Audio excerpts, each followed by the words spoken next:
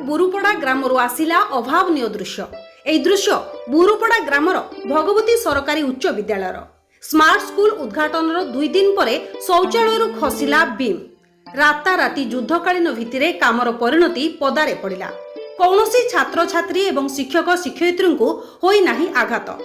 सूचना अनुसार मुख्यमंत्री स्वप्नर विद्यालय प्रकल्प एवं चतुर्थ पर्यायर पहुंची सारी।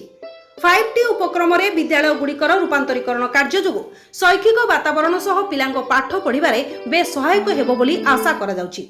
सेही परिप्रेक्षी चलित मास 21 तारिख ठारू 30 तारिख पर्यंत 100 रु ऊर्ध्व विधायक हिंजिली गस्तरे आसी विभिन्न स्मार्ट क्लास बुलिबा सह बहु उन्नयन प्रकल्प बुली देखुछन्ते, जहा देखिबे निज अंचल रे प्रस्तुत करिवे। तेणु एई गस्त बेस सहायक हेबो बोली स्पष्ट अनुमेय करा जाउची। तेबे 26 तारिख दिन हिंजिली ब्लॉक बुरुपड़ा ग्रामर भगवती सरकारी उच्च विद्यालयर स्मार्ट क्लास मुख्यमंत्री वीसी माध्यम उद्घाटन करथिले। तेबे दुखर विषय होची उद्घाटनर 2 दिन होइनी शौचालय खसिला बीम। कौनसी छात्र छात्री किंबा शिक्षक शिक्षयित्री को होई नाही आघात बोली सूचना मिलिछि। तेबे ठिकादार जेई एवं एसडीओ माने देखि तदंत करूछन्ति नै सूचना मिलिछि। हिंजिली काटुरु विद्याधर पाणिग्राहींको रिपोर्ट न्यूज ऑन ओडिया.in।